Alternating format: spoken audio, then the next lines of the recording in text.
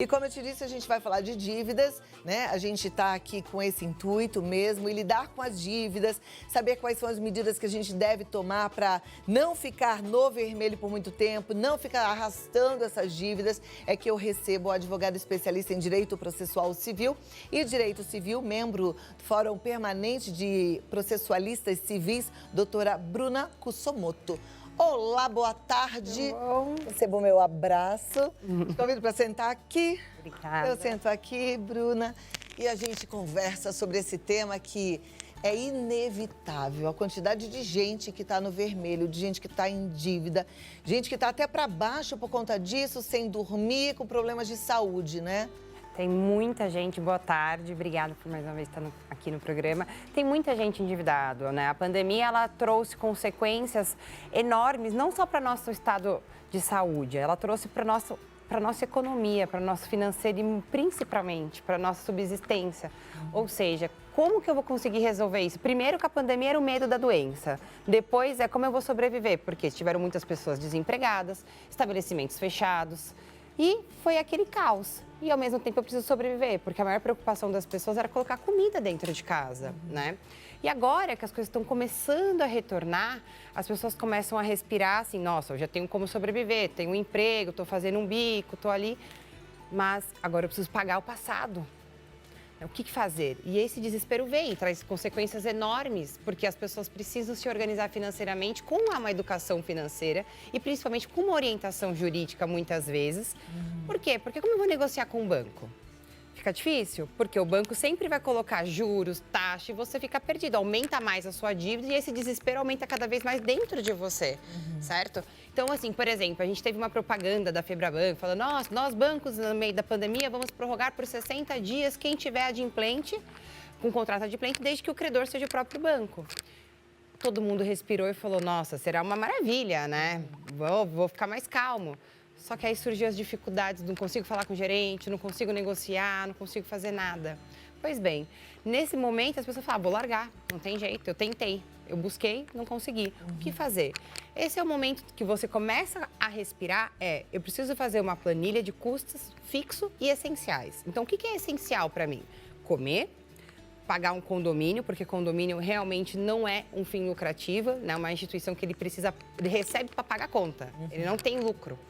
E isso sim pode fazer você perder a sua casa e pagar o aluguel, porque são os dois lugares, a sua casa e a comida, que faz você ter produtividade para encarar a vida e trabalhar. Então esse é o primeiro ponto. Depois disso eu faço o quê? Depois que eu conseguir, sobrou um dinheirinho?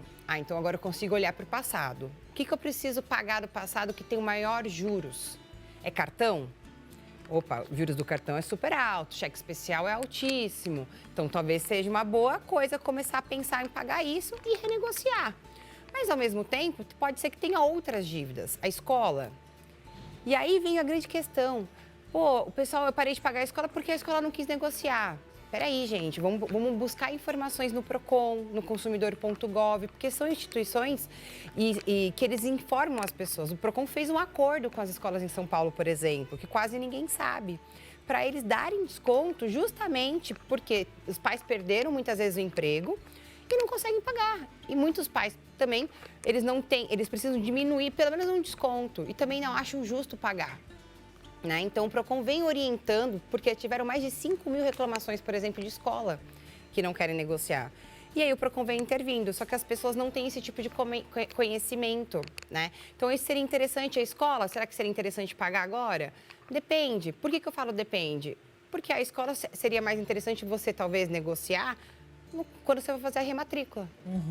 Porque ele não pode tirar o seu filho da escola. Não estou incentivando, pelo amor de Deus, mas eu estou querendo organizar. E por isso que é tão essencial você ter uma planilha, você colocar, justamente para você ver o que é mais importante, qual é o maior juros e o que eu falei, não, do passado eu preciso pagar isso. Então, assim, conta de luz, de água no meio da pandemia não vai ser cortada. Então, peraí, eu posso guardar, eu vou pagando um pouco, eu vou pagando uma ou outra. Tem que ser alternado, mas para isso você precisa colocar uma planilha e colocar simplesmente o que é essencial e o quanto sobra. E desse quanto sobra, o que eu consigo pagar do passado e ligar para as pessoas negociando. Né? É importante fazer essa negociação. Eu percebo que muitas pessoas se sentem envergonhadas, né? elas já estão culpadas porque elas estão achando que elas fracassaram e não se sinta culpado porque você não fracassou. Muito difícil, como eu falei na abertura do programa, alguém conseguir ficar em pé com 3 meses de paradeira, né? Mas é possível negociar. Como é que seria o ideal para a gente negociar, por exemplo, uma dívida de banco? A gente marca com quem para conversar? A primeira coisa que é essencial é você pegar todos os seus contratos que você já tem. Então, assim, eu tenho um contrato de empréstimo. Eu não vou conseguir pagar, não adianta, eu perdi o emprego. E aí eu vou falar, vou ler esse contrato, eu vou olhar qual é os juros que está sendo aplicado e vou ligar para o gerente. Falar, gerente, eu consigo parcelar isso, jogar essas parcelas para o futuro, eu preciso refinanciar. Ou, qual é a outra opção que eu também dou uma ótima dica? Procure outros bancos. Porque talvez o outro banco possa te dar um juros menor e comprar essa dívida desse banco A, faz uma portabilidade para o banco B com um juros menor e você consegue parcelar de uma forma mais extensa e, ao mesmo tempo, dar um fôlego para você. Às vezes, ele pode te dar uma carência, porque talvez por aquele banco pode ser interessante essa dívida. Porque isso existe? Muita portabilidade, muito. Olha lá, talvez você também não soubesse. Então, se você tem a dívida num banco, você pode fazer a portabilidade, basta você ir no banco que você procurar outros bancos. Eu sempre falo, procure todos os bancos. Por quê? Porque você precisa saber qual é o banco que tem o menor juros. Muitas vezes a gente está empolgado, fala, não, esse meu gerente é super amigo. Gente, o gerente vive também disso. Então tem que tomar um pouquinho de cuidado de quem é amigo, porque amigo mesmo, se você estiver devendo, você vai falar com o gerente e ele fala, não posso fazer nada. Então, aonde está a amizade? Então, não, ele é um profissional simpático, que trabalha com o público, então ele precisa ser cativante, né? Isso não quer dizer que ele é seu amigo. Então, a portabilidade é uma possibilidade, tá? E, além disso, existe também uma coisa que fala, eu tô devendo 6 mil com juros de 3%, sei lá, por exemplo. Pô, se eu pegar um outro tipo de empréstimo, por exemplo, um empréstimo consignado, o qual a garantia está no meu salário, os juros é menor. Será que não é melhor eu pegar um empréstimo para quitar esse daqui com juros menor de um empréstimo consignado e aí eu consigo respirar porque vai te descontar direto? É uma possibilidade também. Por isso que é tão interessante você sentar com o gerente e falar quais são todos os empréstimos que você tem. Eu preciso saber quais são todas as taxas para ver qual que é melhor para mim. E aí vai no outro banco também pergunta. E vou dar uma dica super interessante. Bruna, como é que eu sei que o juros está acima da média do mercado, se o juros está abusivo ou não?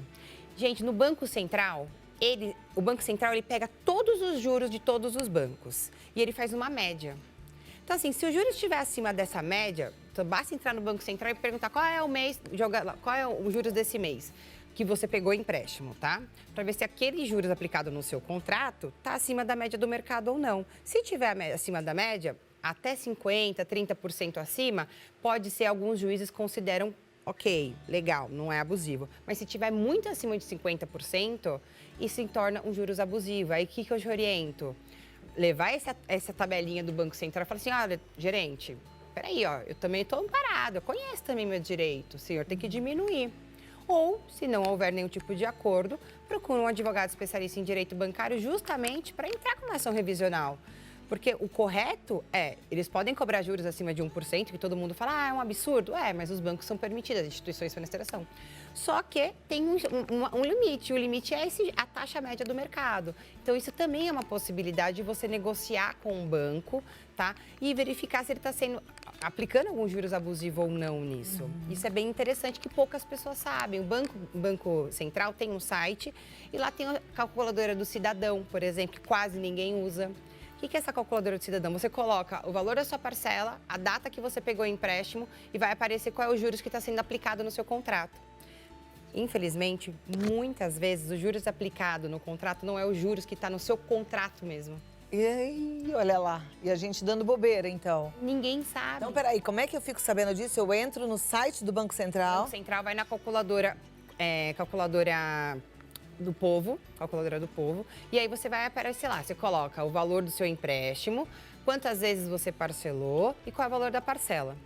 Nisso vai aparecer qual é o juros aplicado no contrato.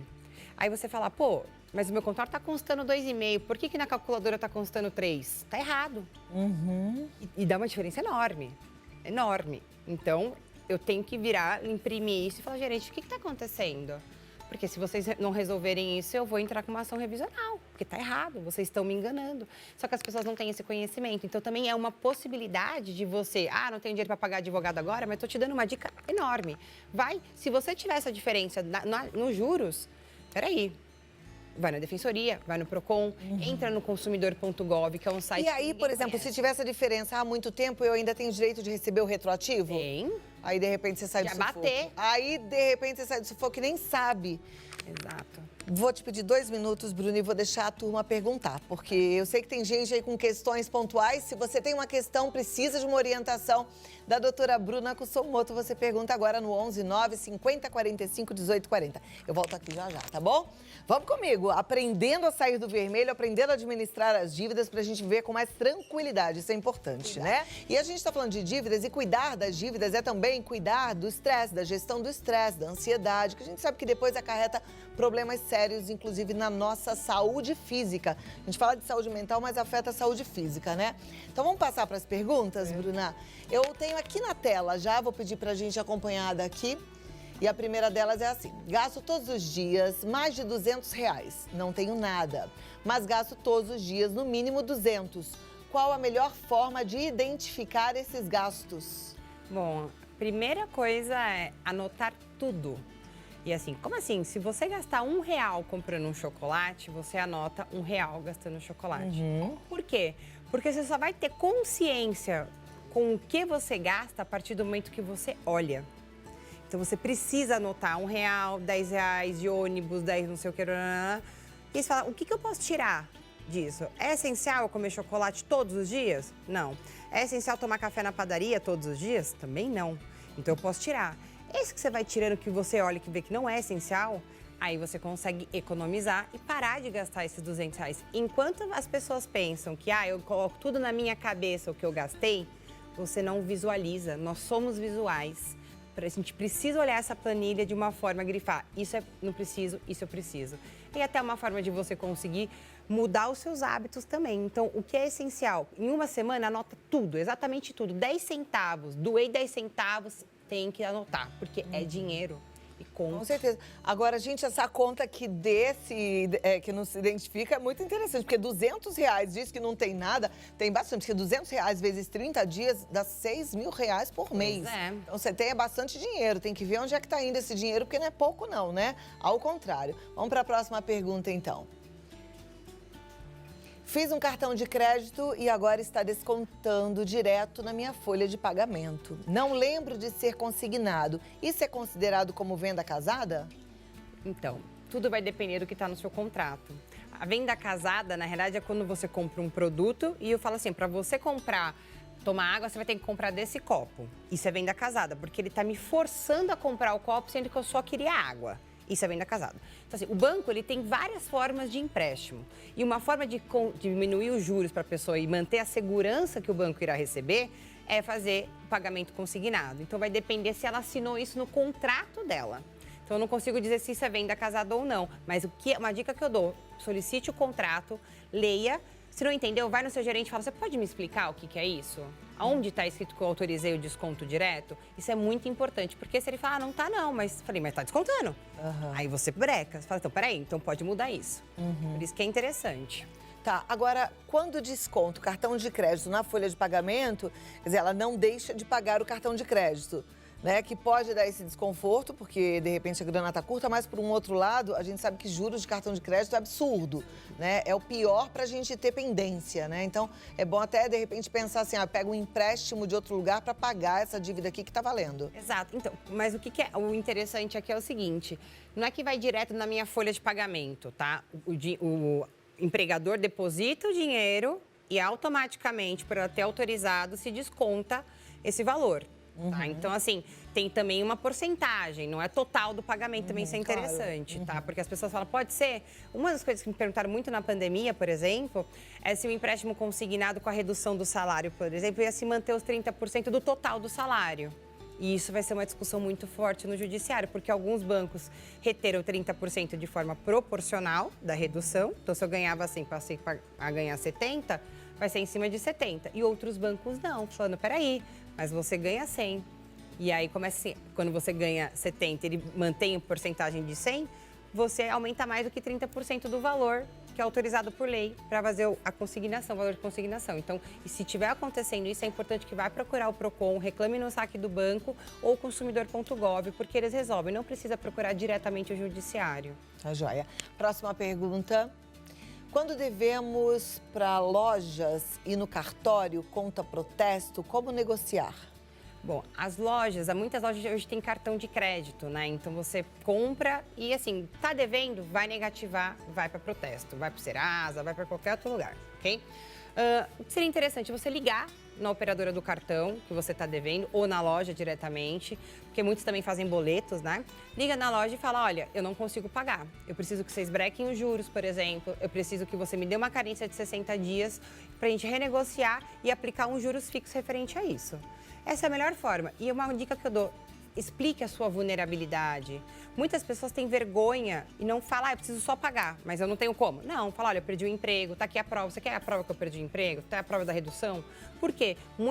Infelizmente, as pessoas aproveitam para falar, não, vou falar que eu não tenho e vai. Não, mostra, comprova, fala que eu estou de boa fé e documente isso por e-mail, porque se diante dessa pandemia, os juízes também não estão só assim, deveu, paga. Não, peraí, ela tentou negociar? Então, a orientação até para a gente do jurídico e para os juízes e para o tribunal é tentar fazer com que as partes negociem, porque a insegurança jurídica está enorme, porque ao mesmo tempo que eu não tenho condições de pagar, o cara precisa receber. Só que não foi porque eu não quis pagar, meu estabelecimento fechou, por exemplo, eu fui desempregada. E aí assim vai. Então, assim, a melhor dica é ligue diretamente, pede um e-mail, formaliza por e-mail, liga também, pega protocolo e tenta negociar. Caso contrário, existe também uma alternativa de você ir no juizado especial e pedir uma coisa que chama reclamação pré-processual, que é convidar a outra parte para vir discutir com um conciliador, um intermediador, que também é bem interessante e poucas pessoas utilizam também. Nossa, que legal. Chama conciliação pré-processual. Reclamação pré-processual. Pré-processual. Onde é que a gente faz isso? Você pode ir no juizado especial ou você pode contratar um advogado também, ou na Defensoria Pública solicitar, para ingressar, para chamar o outro para fazer um acordo, para conversar, no mínimo, para entender o que está acontecendo e como você pode pagar ou não. Pode-se fazer isso com banco, por exemplo? Pode, tem muito, principalmente com banco, com construtora, também o pessoal que está devolvendo o imóvel. Antes de brigar, chama, vamos conversar. Tá joia. Próxima pergunta na tela. Eu tenho um empréstimo consignado, foi tirado em 2011, renegociado em 2015 e vence em 2024. O valor original era de 5 mil. Com a renegociação, ficou em 9 mil. Agora, fui tentar quitar e eles me cobraram 8 mil. Pago R$370 por mês. O que faço? Devo ingressar na justiça? Qual é a melhor alternativa? Qual que é o grande problema de renegociar com o banco? Toda vez que você renegocia, você, na realidade, está pegando dinheiro novamente. Tá? As pessoas tendem a falar assim, não, mas eu já peguei aquele, eu não estou pegando. Não, por quê? O banco ganha com os juros, né? Então, os juros ele vai aumentar pelo prazo que você aumenta. Então, o banco deixou de ganhar quando você aumenta esse prazo. Então, ele coloca juros, ou seja, triplica, dobra o seu contrato original. Então, de 5 foi para 9. Qual que é a melhor forma? Tentei negociar para pagar os 8 mil. Olha, ele não vai tirar os juros total.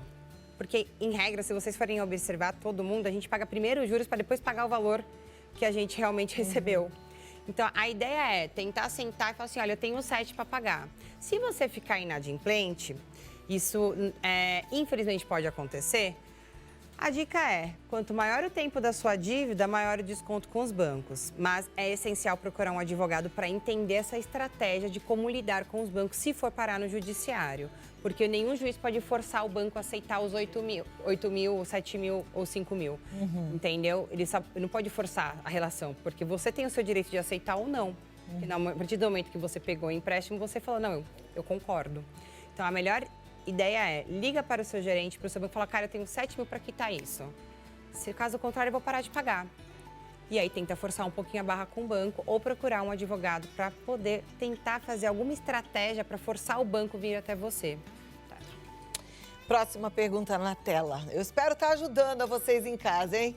Quando o aluguel está atrasado, faço a mesma negociação que mencionou nos bancos ou em relação aos contratos é diferente? Bom, aluguel atrasado é o seguinte, a gente tem que ter duas coisas em mente, Cláudia. Primeiro, a gente tem que tirar da mente que quem é o locador proprietário, ele é rico, tá? Pode tirar isso da mente. Muitas pessoas na época dos meus pais, investiam em imóveis para aposentadoria. Porque não, vou comprar imóvel para alugar, essa é a minha aposentadoria. Então, muitas pessoas dependem desse aluguel. Tá? Então, esse é um ponto importante. O locatário, ele também depende desse imóvel. Né? E aí, eu perdi o emprego. Qual que é a melhor forma de negociar? Ligar antes de vencer. Não é esperar vencer para ligar no dia que não vai conseguir pagar. Porque você tem que demonstrar a sua boa-fé. E é a mesma coisa, informar, falar, olha, eu te fiz várias negociações, consegui carência, consegui 50%, consegui fazer, não, eu tiro, mas eu vou jogar para parcelar só em janeiro. Sim, é importante ter alguém intermediano às vezes, porque você não tem intimidade entre a relação locatário e locador. Um terceiro é melhor, que ele consegue ser um pouco mais racional. Mas a melhor ideia é, se você sempre foi um bom pagador, liga antes de vencer e fala, olha, perdi o emprego. Você pode me segurar 3 meses ou me dar uma carência ou poder parcelar só para janeiro para eu não ficar com isso sufocado?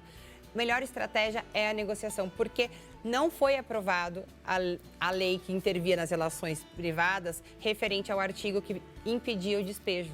Tá? Isso foi vetado pelo nosso presidente. Então, pode haver o despejo de forma liminar, sim. Por isso que a melhor forma é conversar. E perder o imóvel é como a doutora Bruna falou no começo, né? Você não pode perder imóvel e alimentação. Exato. Você precisa disso para viver. Próxima pergunta. Tenho uma dívida de cartão de crédito há mais de 12 anos, mas só agora eles estão me cobrando. O que fazer? Gente, tem uma coisa que todo mundo fala, caduca em 5 anos. Não é assim. Tá? O que acontece? O banco ele tem até 5 anos para ingressar com uma ação de cobrança no judiciário. Ele pode não entrar com essa ação porque talvez não compense. O valor de manter um processo ativo é muito caro, tá? Mas a dívida continua. A dívida vai se manter por 10 anos, vai estar lá no seu Serasa. E aí o que vai acontecer? Por 20 anos e continua mais. Por quê? Porque você deve. Só que aí você tem um porém, você consegue negociar por um valor muito mais baixo. Mas muito mesmo, porque o prazo é muito grande. E aí tem uma coisa que, assim, que quase ninguém sabe. Os bancos, eles simplesmente abatem do imposto de renda como perda, tá? Então, por isso que eles conseguem dar um desconto para vocês, porque eles também são beneficiados quando eles são lesados por não ter recebido. Então, é uma forma de você conseguir um belo desconto aí. E pode. E tenta negociar. Joga R$100, 200. Não precisa jogar muito, não. Pode jogar esse valor. Vocês conseguem. Que show, hein? Tivemos uma ótima aula e eu espero que você aproveite todas as dicas da doutora Bruna Kusomoto, que está lá no Instagram como Kusomoto Advogados, para sair aí desse vermelho, para respirar um pouco, para colocar a cabeça no lugar. Se você ainda tem muita coisa enrolada, faça como ela mesma orientou, planilha, escreve tudo, veja as suas prioridades, começa a se organizar, tá?